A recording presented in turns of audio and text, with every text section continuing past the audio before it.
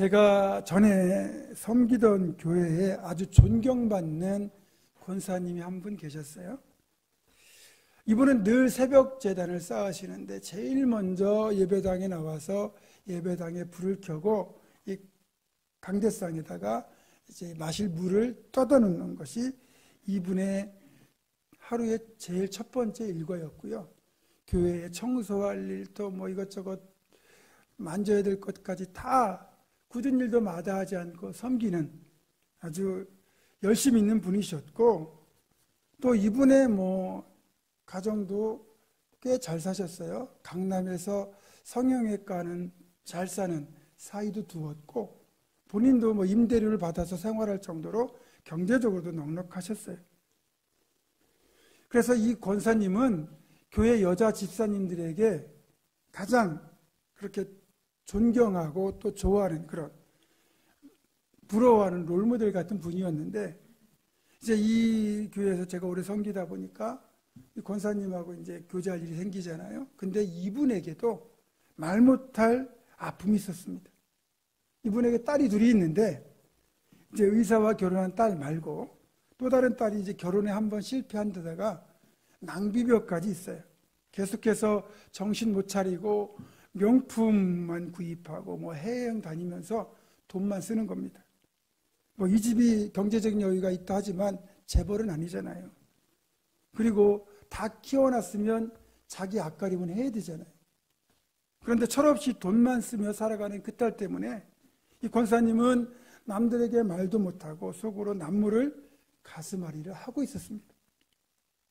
또 제가 가깝게 교제하는 다른 교회 장로님 부부가 있는데, 이 부부는 교회와 목회자들, 성도들을 정말 잘 섬기고요. 금슬도 좋은 부부입니다. 저도 그렇고 다른 분들도 그렇게 생각을 해요. 그런데 어느 날 남편 되는 장로님이 제게 전화하셔서 자기 죽고 싶다고 하소연을 하는 겁니다. 아내 때문에 너무 힘들다는 거예요. 긴 얘기를 말씀 못 드리지만, 그런데 그래서 이제 어쨌든 위로해드리고 기도해드렸는데, 그 무렵에 얼마 지나지 않아가지고 또 아내 되시는 권사님이 저에게 전화를 하셨어요. 그리고 뭐라고 하시냐면 장로님하고 이혼하고 싶다고. 말만 장로지 정말 부끄러운 모습이 너무 많아서 견딜 수가 없고, 정말 이제는 헤어지고 싶다고 눈물로 장시간 하소연을 하시는 겁니다.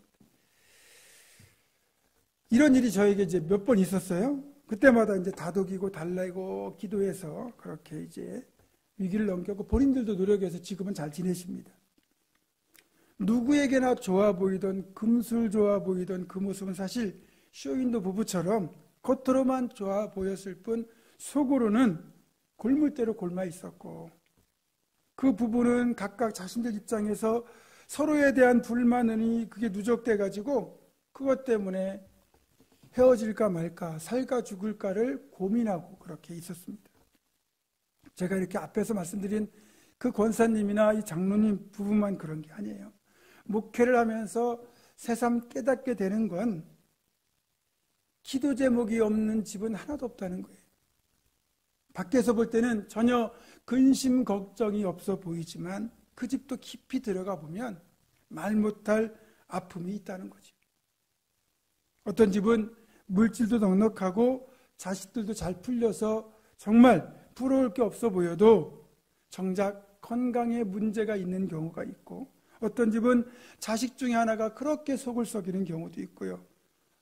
어떤 경우는 정말 겉으로는 금슬 좋아 보이는데 부부가 심각한 지금 갈등을 겪고 있는, 위기 가운데 있는 그런 경우도 있습니다. 여러 가지 케이스가 있겠지만 어쨌든 모든 가정에 보면 기도 제목이 없는 경우는 없어요. 솔직히 지금 이 자리에 계신 여러분들 중에서도, 그렇죠? 여러분들도 말 못할 고통, 남에게 정말 말할 수 없는 고통을 가지고 계시지 않습니까? 그럴 때 사람들 대부분 좀처럼 내 힘으로는, 내 노력으로는 해결되지 않는 삶의 문제, 고통의 문제를 다 가지고 있어요. 그러니까 나만 고통을 겪고 있다고 생각하지는 말라는 거죠. 누구나 고통의 문제가 있습니다. 그렇다면 관건은 뭐냐? 고통의 문제가 있을 때 그 고통의 문제를 어떻게 해결할 것인가 하는 겁니다. 우리는 이에 대한 해답을 오늘 본문의 한나에게서 발견할 수 있습니다. 사무엘서는 이렇게 시작하거든요. 사무엘상 1장 2절 하반절입니다. 분인나에게는 자식이 있고 한나에게는 자식이 없었더라. 이 구절에서 한나에게는 자식이 없었더라는 이 표현이 지금 한나가 어떤 처지에 있는지를 잘 보여주는 표현입니다. 한나는 지금 자식이 없어요. 그래서 고통 중에 있습니다. 그녀가 불임이기 때문입니다. 그녀의 불임 때문에 남편 엘가나는 분인나라는 여자를 취해서 자식을 낳았습니다. 그것이 한나의 고통을 더 크게 만든 거죠. 이것이 상대적 박탈감인데, 여러분 풍요 속의 빈곤이라는 말 들어보셨죠? 모두 똑같이 빈곤하면 그래도 소외감이 덜한데, 남들은 다 풍성함을 누리는데 나만 빈곤하게 되면 상대적으로 내 빈곤이 더 빈곤해지고 그래서 박탈감이 커지는 거죠. 지금 한 집안에서 풍요와 빈곤이 극명하게 대조됩니다. 분인나에게는 자식이 있고 한나에게는 자식이 없었더라. 이 표현대로 분인나는 자식이 있어서 풍요를 누리고 있는데 자식이 없는 한나는 지금 최악의 빈곤 상태에 있는 거죠. 이게 한나의 고통을 배가시키고 있습니다. 더 절망적인 건 이어지는 1장 5절을 보면 사무엘서 기자는 한나가 겪는 고통을 이렇게 다시 표현합니다. 여호와께서 그에게 임신하지 못하게 하시니, 한나가 임신하지 못하는 원인이 여호와께서 그로 임신하지 못하게 하셨다, 이렇게 기록함으로써 그녀가 하나님으로부터 외면당하거나 버림받고 있다고 말하잖아요. 실제로 하나님이 한나를 외면하시거나 버리신 것은 아니지만 적어도 그 시대 그 문화에서는 여자가 자식을 낳지 못하는 건 하나님으로부터 버림받았다고 생각하던 시대라는 겁니다. 지금 우리가 살고 있는 이 시대에서 요즘은 결혼도 하지 않거나 결혼하더라도 자식을 낳지 않는 부부들이 늘어나고 있어요. 그리고 자식을 낳고 싶더라도 낳지 못한다고 해서 그것이 이제는 흠이 되거나 부끄러운 일이 아니에요. 하지만 그 당시 고대사에서는 모든 불임은 여자에게 책임이 떠넘겨졌고, 그리고 그것을 단지 아이를 낳지 못하는 게 아니라 신에게 버림받았다, 저주받았다는 낙인이 찍히는 겁니다. 그렇기 때문에 우리가 생각하는 것보다 한나가 불임으로 인하여 겪어야 될 고통은 훨씬 더 컸을 거라는 거죠. 그리고 그런 한나의 사정이 우리와도 비슷할 수 있습니다. 솔직히 우리도 남들은 다 평안하고 여유롭게 사는데 나만 힘들게 살아가는 현실, 심지어는 내 친형제, 친자매들도 살 만큼 사는데 이상하게 나만 어렵게 살고, 내가 하는 일은 이상하게 안 되고, 내 자식들도 잘 안 풀리고, 그런 경우 있잖아요. 그래서 더 마음이 아플 수도 있습니다. 여러분, 그래서 한나가 지금 겪고 있는 이 고통의 문제는 한나만의 문제가 아니라 사실 우리 자신의 문제일 수도 있다는 거죠. 분명한 건 아무리 아프다고 해도, 힘들다고 해도, 고통스럽다고 탄식하는 것만으로는 이 문제를 해결할 수가 없다는 거예요. 이 고통을 벗어날 수 없다는 거죠. 사무엘서는 바로 이런 고통의 상황, 고통의 문제로 인하여 남몰래 눈물을 흘리는 모든 이들에게 그 고통의 문제를 해결할 수 있는 해답을 한나를 통하여 제시하고 있는 겁니다. 한나는 성소 한복판에서 눈물로 자신의 고통을 하나님께 쏟아놓았습니다. 한나는 자신의 고통의 문제를 가지고 하나님의 품으로 뛰어든 거예요. 사무엘상 1장 10절과 11절 오늘 본문입니다. 함께 읽겠습니다. 시작. 한나가 마음이 괴로워서 여호와께 기도하고 통곡하며 서원하여 이르되 만군의 여호와여, 만일 주의 여종의 고통을 돌보시고 나를 기억하사 주의 여종을 잊지 아니하시고 주의 여종에게 아들을 주시면 내가 평생의 그를 여호와께 드리고 삭도를 그의 머리에 대지 아니하겠나이다. 아멘. 여러분, 한나가 이렇게 마음이 괴로워서 기도하고 통곡하는 것, 이건 바로 하나님의 품으로 뛰어든 것입니다. 기도라는 건 하나님의 품에 뛰어들어 그 품에 안겨서 내 삶의 고통을 하나님께 쏟아놓는 겁니다. 이렇게 한나가 하나님의 품에 뛰어들어 펑펑 울면서 자신의 아픔을 하나님께 쏟아놓았을 때 하나님의 마음이 어떠셨을까요? 한나의 아픔 이상으로 하나님도 마음이 아프지 않으셨을까요? 저는 그래서 기도야말로 하나님의 품으로 뛰어드는 것이다, 이렇게 표현하고 싶습니다.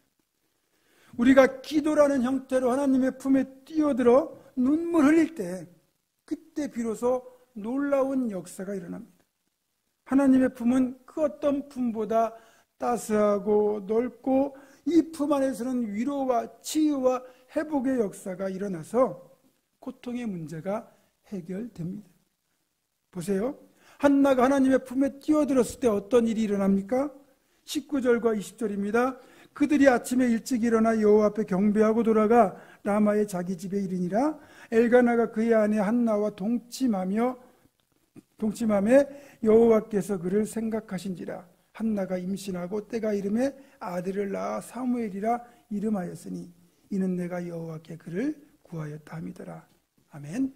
결과적으로 말하자면 여호와께서 한나를 생각하셔서 태의 문을 열어주시는 것, 이것이 바로 하나님의 품에 뛰어들었을 때 일어난 일입니다. 하나님이 우리의 눈물과 고통의 처지를 생각하신다는 거죠. 하나님의 생각은 단지 생각에 그치는 것이 아니라 실제 문제를 해결해 주시는 생각이라는 말입니다. 여기에서 생각하신지라, 이게 히브리어로 자카르라고 하는데 이는 기억하다는 뜻으로서 하나님께서 한나의 기도를 잊지 않으시고 늘 관심을 가지고 계셨다는 말이에요. 그리고 이것이 한나가 드렸던 여종을 기억하사라는 그 눈물의 기도에 하나님이 그 여종의 기도를 또 기억하셨다는 뜻이죠. 여러분, 하나님이 하나님의 품에 뛰어들어 눈물을 흘리며 간구하는 한나의 기도를 들으시고 그걸 기억하고 계셨다가 가장 알맞은 때 하나님이 기도의 응답을 해주셨다는 거예요. 그 결과 하나님은 한나의 태의 문을 열어주셨고 한나는 불임의 여인에서 무려 사나 미녀를 둔 복된 여인이 되었습니다. 사무엘상 2장 21절입니다. 여호와께서 한나를 돌보시사 그로 하여금 임신하게 하여 세 아들과 두 딸을 낳게 하셨고 아이 사무엘은 여호와 앞에서 자라니라. 이 부분을 정리해 보면 이렇습니다. 자, 하나님의 품에 뛰어들어 눈물로 아랜 기도를 하나님은 절대 잊지 않고 기억하고 계시며 관심을 가지고 지켜보시다가 가장 알맞은 때에 응답을 이루시는 분이라는 거예요. 그래서 하나님이 생각하신다, 기억하신다, 이 말을 그만큼 하나님 우리를 사랑하신다, 우리를 이해하신다, 이렇게 여러분이 기억하시면 되겠습니다. 우리가 보통 사랑의 반대말을 미움이 아니라 무관심이라고 하잖아요. 우리가 무관심은 그 사람에게서 내가 잊힌 존재라는 뜻인데, 잊힌 존재가, 그렇죠? 내가 잊어버린 존재가 어떤 일이 있는지 우리가 관심이나 갖겠습니까? 그런데 반대로 누군가에게 늘 생각나는 존재가 된다면 그 사람의 대서사, 애경사, 그런 모든 일에 늘 마음을 같이 하지 않겠습니까? 사람 사이에서도 이렇게 늘 생각나는 관계가 복된 건데, 하물며 창조주 하나님이 나 같은 피조물, 나 같은 존재를 이렇게 생각하시고 기억하신다? 이건 엄청난 겁니다. 여러분, 하나님으로 하여금 여러분 자신을 착하르, 즉 생각하고 또 생각할 수 있게 만들고자 한다면 하나님 품에 뛰어들어 눈물로 드리는 기도가 최고라는 사실을 잊지 마시기 바랍니다. 사실 하나님 품에서 우리가 흘리는 눈물은 어떤 눈물이라도 다 하나님은 받아주십니다. 자신의 자녀가 몸이 아프든지 마음이 아프든지 실패를 했든지 부모 품에 안겨서 눈물 흘릴 때 가슴 아프지 않을 부모가 어디 있겠습니까? 우리가 하나님의 자녀이기 때문에 우리가 아버지 되시는 하나님 품에서 눈물을 흘리는 것은 그래서 능력이 있습니다. 그리고 눈물이야말로 그 어떤 것보다 마음을 움직이는 가장 강력한 힘이 있잖아요. 우리 주님도 그렇게 절제하고 통제하던 자신의 감정과 아픔을 하나님 앞에서만큼은, 하나님 아버지 앞에서만큼은 솔직하게 다 드러내셨습니다. 히브리서 5장 7절을 보면 이렇게 되어 있어요. 그는 육체에 계실 때 자기를 죽음에서 능히 구원하실 이에게 심한 통곡과 눈물로 간구와 수호를 올렸고 그의 경건하심으로 말미암아 들으심을 얻었느니라. 우리 주님도 아픈 만큼은 하나님 아버지께 그대로 통곡하며 쏟아놓았습니다. 여러분, 아플 때마다, 속상할 때마다, 힘들 때마다, 어려울 때마다 하나님 품으로 뛰어드십시오. 하나님 품에서 여러분의 모든 고통을 있는 그대로 다 쏟아 놓으십시오. 하나님 품에서만큼은 엉엉 울어도 좋습니다. 하나님 품에서만큼은 무장해제하고 솔직하게 여러분의 감정을 다 털어놓으셔도 됩니다. 왜 그렇게 지저분하고 복잡한 감정 가지고 있느냐고 나무라지 않으십니다. 절대 뭐라고 하지 않으십니다. 저도 하나님 품에서만큼은 완전히 무장해제하고 적나라할 정도로 제 자신을 다 드러냅니다. 나의 부끄러운 모습까지도 다 하나님께 내어드립니다. 그래도 하나님이 뭐라 하지 않으시고 있는 모습 그대로 다 받아주시고 품어주심을 알기 때문입니다. 우리의 눈물을 이해하고 그 눈물 닦아주시고 우리를 품어주실 하나님 아버지가 계시다는 것, 이것은 우리 신앙인들에게 엄청난 축복입니다. 물론 가끔 그런 생각을 해봅니다. 전능하신 하나님, 모든 것을 다 아시는 하나님, 또 우리를 지극히 사랑하시는 하나님이라면 우리가 고통의 문제를 겪기 전에 고통의 문제를 해결해 주시고 우리가 아프기 전에 아프지 않도록 건강을 주시고 그렇게 해야 되는 것 아니냐라는 생각을 할 때가 있습니다. 저는요, 하나님께서 하나님 되심을 알게 하시는 것, 즉 우리가 하나님을 하나님으로 인정하게 만드는 여러 가지 방법 중에 하나가 우리의 연약함을 통하여 하나님을 찾도록 만드는 것이라고 생각합니다. 내가 아쉬운 게 있어야 하나님을 찾잖아요. 내가 아쉬운 게 전혀 없고 완전하고 풍족하다면 우리는 하나님을 찾을 일이 없어요. 우리가 건강하고 물질도 넉넉하고 관계도 좋고 하는 것마다 형통하다고 그러면 하나님을 찾겠습니까? 찾을 것 같은데 실제를 안 찾습니다. 그래도 아쉬운 게 있어야 하나님을 찾습니다. 하나님은 그렇게 우리에게 아쉬운 것이 생겼을 때 그 아쉬운 것을 해결받기 위해서라도 하나님을 찾으면 그것을 기뻐하시는 분이거든요. 그래서 아쉬운 일이 생겨도 그냥 놔두실 때가 있는 거죠. 그리고 어떤 이유로든 우리가 하나님을 만날 수 있다면 그것은 우리의 영과 육이 복받는 길입니다. 그렇기 때문에 하나님은 우리가 복을 받도록 하기 위해서라도 하나님 품에 뛰어들기를 기다리고 계셔요.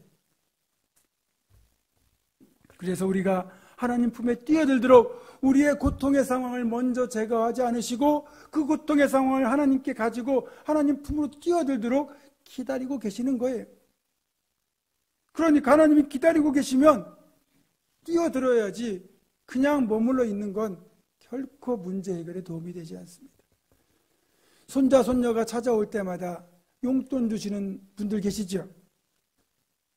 용돈을 보내줄 수도 있잖아요. 그런데 꼭 찾아와야만 용돈을 주시는 이유는 뭡니까?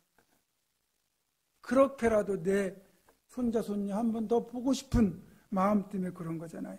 또 손자 손녀 입장에서도 그래도 할아버지 할머니 보러 가야 용돈이 생기니까 그래서 가는 거 아닙니까?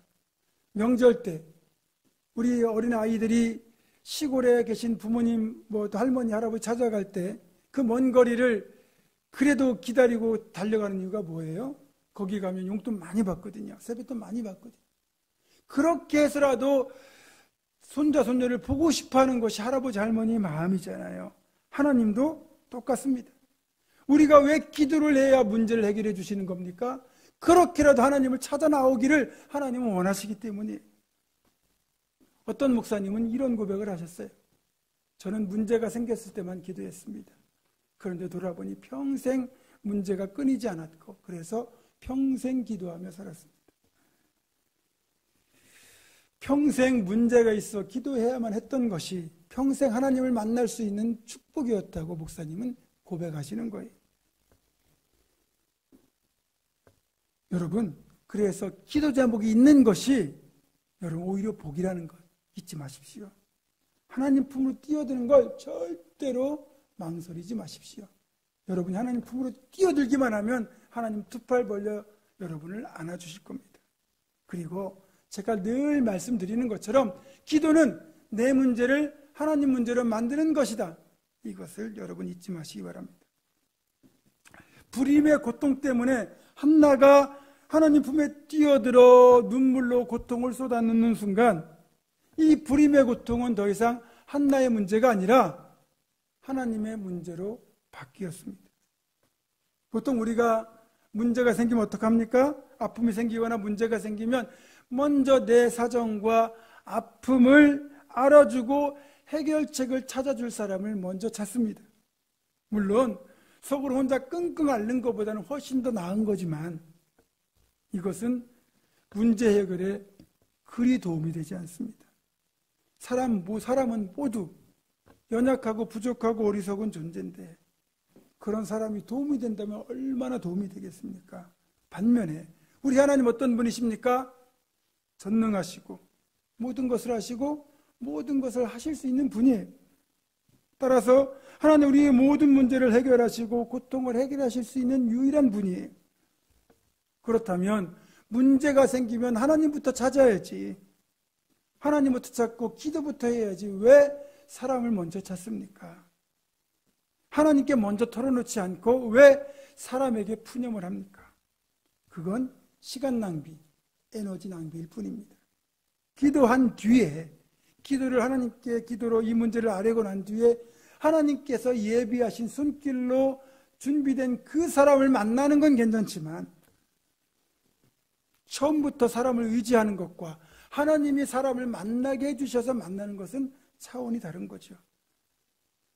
감사하게도 한나는 이 고통의 상황 속에서 사람을 의지하는 대신에 과감히 하나님 품으로 뛰어들었고 이것이 그녀의 인생이 역전되는 출발점이 되었습니다.